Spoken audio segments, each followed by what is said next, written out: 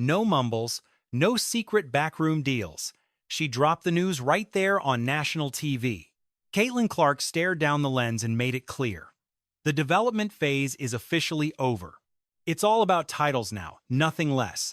That single sentence changed the entire vibe in Indiana. What followed wasn't just a plan, it was a cold, calculated execution. Kelly Krauskopf, Amber Cox, and Stephanie White didn't offer empty promises. They offered results.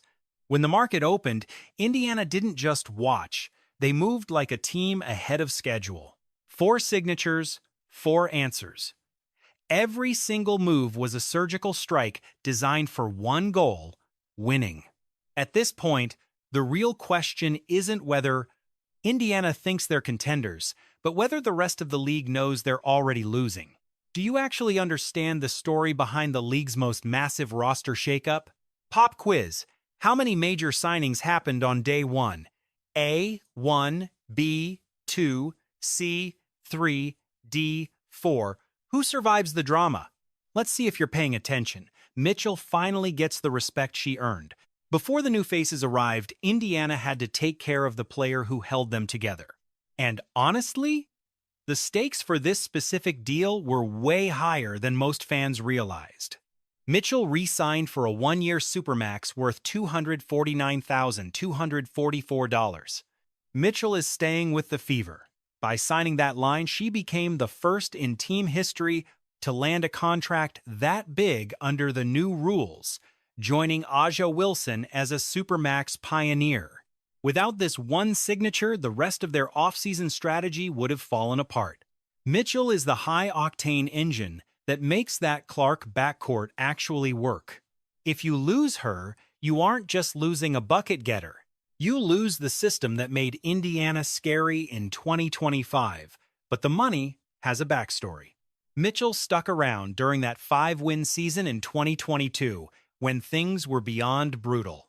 She stayed when the talent on the floor was frankly painful to watch. She survived 4 head coaches in 7 years. 4! That kind of mess usually breaks a player. Mitchell just took the hits and kept showing up to work. Lloyd misses. Clark pushes it. Perfect timing. And Mitchell finishes the play at the rim. She could have forced her way out, and nobody would have blamed her. Others have quit for less. Mitchell chose to stay loyal. Now, nearly a decade later, she's officially the highest-paid player in Indiana Fever history. Want to see if your basketball instincts are actually correct? The answer is D. You keeping up? Drop a comment and prove you know the game. Going into this offseason, the vibe around her situation was genuinely tense. She just grabbed all WNBA honors in 2025, finished 5th in MVP voting, and averaged over 20 points a game. A superstar like that on an expiring contract gets a lot of phone calls very quickly. But those numbers are vital. Indiana used the core tag to block anyone else from talking to her. Absolutely. That is exactly the right move when you're protecting the best guard duo in the entire league. With that tag, Indiana held the power, and Mitchell decided to stay put instead of testing the market. Look closely at that 1-year deal, because it isn't just about this season. Clark and Boston are both coming up for max deals under the new CBA soon, and this short contract gives Indiana the cap space they'll need when those talks start. Mitchell is betting on herself while chasing a ring. That tells you everything about her. That's a player who wants a championship trophy more than she wants a long-term safety net elsewhere. From a pure basketball perspective, this contract looks like an absolute steal.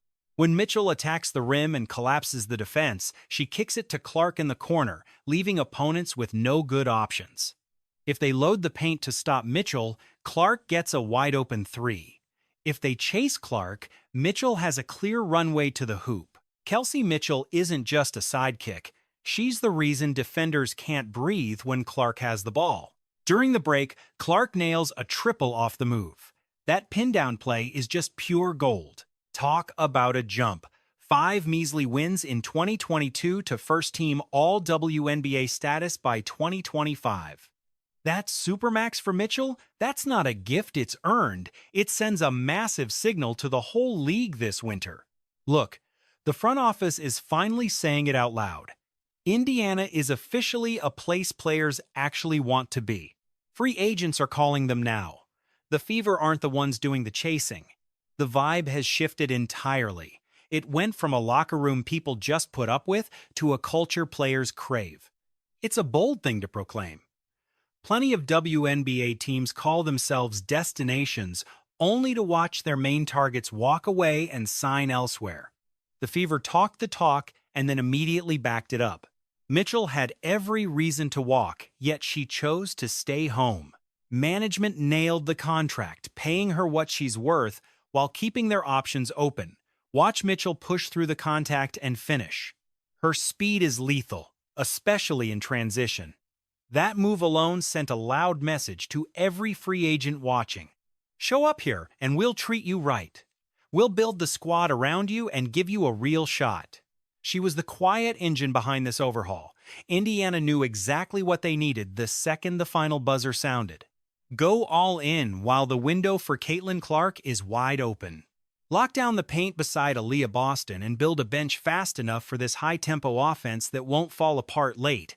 This is why bringing in someone like Monique Billings isn't just gossip, it's about fixing the foundation of the team. Last year, the Fever occasionally looked like a powerhouse capable of making a deep postseason run. Clark's vision in transition shifted the defense entirely. Meanwhile, Boston was still that absolute beast in the middle. Sneaky backdoor cut. Boston finds Mitchell for the easy bucket. They've run that play twice now, but honestly, the difference between maybe and scary was always that missing piece at forward next to Aaliyah. They tried different lineups, hoping for more grit and muscle. They had vets like Natasha Howard, but they didn't quite mesh with this new lightning-fast style of play. It wasn't about hustle, it was about fit. This system demands bigs who can sprint the full length every time. Guard the perimeter. They need scorers who won't get in the way. Indiana's power forward isn't a traditional bruiser. They're more like an oversized wing. When Clark hits the gas after a board, look, they were guarding her well for a minute. But that's why you never let her touch it. Clark drains another long-distance bomb, that's 2. She's already up to 10 points. The first big to run the floor decides if they get a quick bucket or have to struggle through a half-court set. Last year, they were often just a step behind. One tiny hesitation is all it takes to go from an easy deuce to facing 5 defenders. Monique Billings? She is practically custom-made for a role like that. She's a mobile forward who loves running the floor, can take a hit at the rim, and doesn't need to hog the ball. For a fast-break team like the Fever, her worth is in how she stretches the floor from rim to rim. Opponents have to honor her speed. Monique Billings checking in. She's just a reliable athlete who goes out there and gets the job done. She's the quiet type. Her movement creates lanes for Clark and leaves Mitchell wide open for those kick-out triples. But the real key? Defensive versatility. Since Boston usually stays home in the paint, the other forward has to be able to switch, rotate, and defend without hacking. Billings is quick and brings tons of energy, making her way more useful than a big who just stands around. Look, the on-court stuff is only part of it. The rest is all about chemistry. These days, knowing your teammates' moves is just as valuable as raw talent. The Fever coaches, with Stephanie White at the helm, are betting big on players who already have a history together. Clark and Mitchell already have that sixth sense for where the other is on the court after playing together so much. Bringing in a forward who already understands that reactive style of play makes the whole transition nearly seamless. Billings isn't just about spacing, she's about making the team talk. If a lineup doesn't have to claw back from rookie mistakes, it actually survives those pressure-filled minutes. This is where Indiana's sales pitch gets really interesting compared to the Liberty or the Valkyries. Both offer big markets, deep rosters, and roles that are already set. New York grabbed it by 5 in overtime. Even Teaspoon can't hide how wild the energy is. But Indiana is dangling a very specific, very rare carrot. A guaranteed starting spot in a machine still being built around 2 massive stars. That matters. In the WNBA today, fit beats depth. Someone like Billings doesn't need to hog the ball to win games. She changes the score simply by making the best players even better. Positioned the right way, she turns boards into fast breaks, Clark's speed into easy layups, and stagnant half-court sets into constant rim pressure. Then there is the financial chess match going on behind the scenes. With a hard salary cap, timing your moves is just as vital as the actual talent you sign. New teams like Golden State spread their money out, while contenders like New York stack it at the top. Indiana's real edge is having those core stars while finding the exact right puzzle pieces to fill the holes. That is the whole damn point of going after a player like Billings. She fires the pass up to Monique Billings, who just knows how to finish at the cup. This isn't star chasing, it's system building. Imagine pairing Clark's insane pace with a forward who sprints every single possession. If she defends clean and understands spacing by heart, this offense becomes a nightmare to try and stop. Defenses can't just double-team Clark anymore without getting absolutely burnt at the rim every single time. That's the big off-season move. It's not just about adding name. It's about making everything run smooth. Tasha Harris is changing the game without making a sound. Usually, these signings come with a megaphone. Official press releases, fancy graphics on Instagram, the whole corporate song and dance. Harris didn't get any of that. Her signing leaked in the most hilariously accidental way possible. Fever GM Amber Cox and coach Austin Kelly posted a workout clip featuring Harris. They tagged it feeling feverish, and anyone with a pulse in the WNBA world knew exactly what was up. You don't fly a player in to work out while the GM watches, unless you're ready to sign. And you sure as hell don't post it with that hashtag unless the ink is basically dry. The news broke itself before the team could, and the internet obviously caught it immediately. Drama aside, the Harris signing fixes a massive headache that Indiana has been dealing with all winter. That backup guard spot needed fixing. Sydney Colson's ACL tear has her sidelined for 2026, and the other backup options have all moved on. Indiana, even without the hype around Caitlin Clark, was on fire going 7-3 over their last 10 games. Whoever takes those minutes can't just be someone holding a clipboard until the starters catch their breath. When Clark heads to the bench, the entire offense cannot just grind to a halt. The bench needs a leader who can run a pick and roll and keep the energy from flatlining. That's a very specific brand of talent that most backup guards in this league just don't possess. Harris cut her teeth with the Sun, easily one of the most disciplined defensive teams in the business. She learned how winners operate from the ground up. Plus, she's a career 40% shooter from deep. At only 27 years old, she isn't just a short-term fix. She plays defense with an edge. She pushes the tempo without being reckless. Analysts call her a Mario Chalmers type, a high-level defender who can steer the ship without turning the game into a chaotic mess. Stephanie White's system rewards exactly that kind of profile. It's for guards who make quick reads, nail corner threes, and refuse to get beat on defense. Harris hits every one of those marks, and she does it without blowing the budget Indiana needs for later. Harris knots the score at 2-all. Next up, Jones and Thomas, though Washington is currently sitting on a 10-1 advantage. Harris grew up right around here. That gives her a level of personal skin in the game you just can't manufacture. This isn't just some bench-warming gig for her. She is coming back home to play for something that actually matters. And just like that, Indiana's bench looks like a unit you'd actually trust in a playoff war, not some group you hide. Just stop and think about what that does for Stephanie White's rotation plans this year. Last season, the second Clark took a seat, the offense just died. No movement. Everything turned into ugly, forced solo shots. Opposing coaches literally timed their scoring runs for when Clark sat, knowing the Fever bench couldn't keep the engine running. That massive weak spot cost the Fever some really winnable basketball games. Putting work in on Joyner, attacks the lane, spins, hits the fadeaway. Too easy. Caitlin Clark just silenced that whole crowd, and man, those bench lulls really hurt them during the playoff pressure. With Harris leading the second unit, White can rotate Clark and Mitchell without the whole system falling off a cliff. Harris keeps the gears grinding. She just makes the right read, time after time, every single trip down the floor. She doesn't play hero ball, and she never disappears. She just gets the job done. That kind of grit is gold. Come May or June, when every playoff bucket feels like it weighs 1,000 pounds, it's everything. Then you have Damiris Dantas, returning to Indiana on a veteran minimum. This move hits way different than the other three. It isn't about hunting for a starring role or chasing a starting spot in the lineup. Dantas is a pro's pro deadly. From deep, prepares like a machine, and knows exactly what a title run looks like from the inside. The Mercury offense has been elite since 2015, but Indiana is the one stealing the show today. Look, there's a real question mark over whether her shooting returns to form after such a rough patch lately. But on a veteran minimum deal, the financial risk for Indiana's cap is basically zero.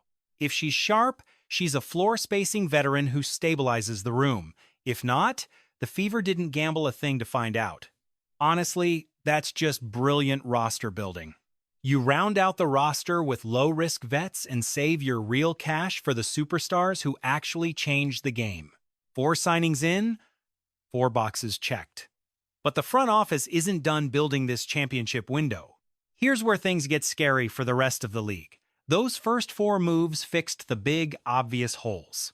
Those were the must-haves, but the names still floating around could launch this team's ceiling into orbit. Let's talk Lexie Hull and Sophie Cunningham, because the word is they are both coming back. Hull's situation is a bit tricky, though, since she is hitting restricted free agency. Basically, Indiana makes an offer and then waits to see if some other team tries to swoop in. If a rival throws out a big number, the Fever have to decide, pay up or let her walk away. Her return isn't a sure thing. The front office has to stay sharp and potentially write a bigger check than they expected. Hull's value is way more than just the box score. She is one of the premier 3-and-D wings around, hitting 40% from downtown over 2 seasons while guarding multiple spots. With serious grit, Lexie Hull drives hard, gets the bucket, plus the foul. She has been locked in on screening defense, the kind of play that makes opponents feel totally rattled. The girl played through black eyes and took elbows to the teeth last year without missing a single game. You can't just replace that toughness. And Cunningham? She showed real offensive spark before that injury in 2025. Her shooting plus Hull's off-ball movement creates a level of wing depth most teams honestly can't touch. She has also been Clark's biggest cheerleader in the press. Defending her teammate with a level of blunt honesty you just don't see in pro sports much anymore. Lose Hull or Cunningham, and Indiana suddenly looks thin at the exact spots where you need two-way killers.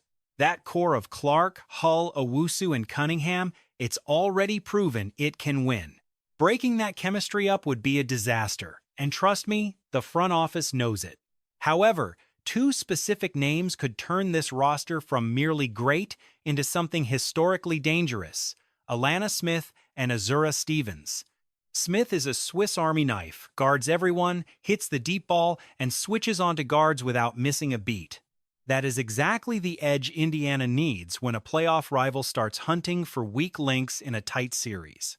She has been very open about wanting to join the Fever, mentioning that she would really be doing herself a massive disservice by not weighing her options outside of Minnesota, her home last year. Stevens stands 6'6", a post-scoring threat with a defensive reach that most WNBA forwards simply lack. See, she hit 38% from deep on 4.4 tries per game in 2025, while putting up 12.8 points and 8 boards for the Sparks. Here is the real kicker that makes her the missing piece for this Indiana project. She does not need to be the star, the sidekick, or even the third wheel to change the game. That was not her role in Los Angeles either, yet she showed up and delivered every single night. That makes her a nightmare matchup in a system where Clark and Mitchell are already doing the heavy lifting. Stick Stevens beside Boston in that front court? Opposing coaches are basically left guessing their own funeral. Coming back, feels incredible. The love and support here is just overwhelming. Honestly, I am just beyond thrilled. Double team Boston inside and Stevens floats to the perimeter. Close out too hard on her? She fakes. She puts the ball on the floor and attacks with a mini pull-up that defenders cannot touch because of her height. She does all this offensive damage without ever demanding a play call. Defensively, her massive wingspan completely warps every single passing lane on the floor. Stevens did not just talk about it, though.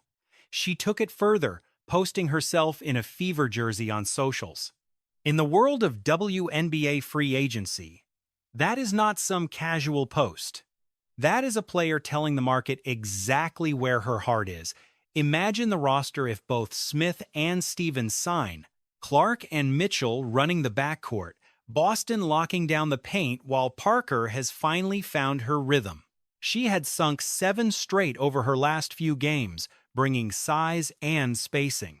Smith guarding the perimeter, Stevens owning the post, Harris steering the second unit, Hull and Cunningham rotating wings, with Weddington as the veteran anchor. This is not a team hoping to make the cut. This is a roster built for deep playoff runs. But the cap math? It is genuinely tight. Between Mitchell's Supermax, Clark's $528,846 salary, and Boston's contract, you are looking at $3.1 million out of $7 million. That leaves roughly $4 million to fill out the remaining roster. By 2027, the core salaries get way more expensive. This window of opportunity is wide open, but it is closing fast. Every move from here on out is like threading a needle in the dark, and then everything goes silent. No updates, no news, just the suffocating pressure of high expectations settling over Indianapolis like a storm that has not quite hit yet. Caitlin Clark has already made it clear: a championship or it is a failure. That is the standard now, set by Clark and the leadership team led by Kelly Krauskopf. Amber Cox and Stephanie White have already moved with a speed that shifted the league's entire power dynamic. But in a sport decided by tiny margins and late-game fatigue, a quick response does not actually win you trophies. Execution does. What they have built in Indy is no longer just a theory. It is not about potential anymore.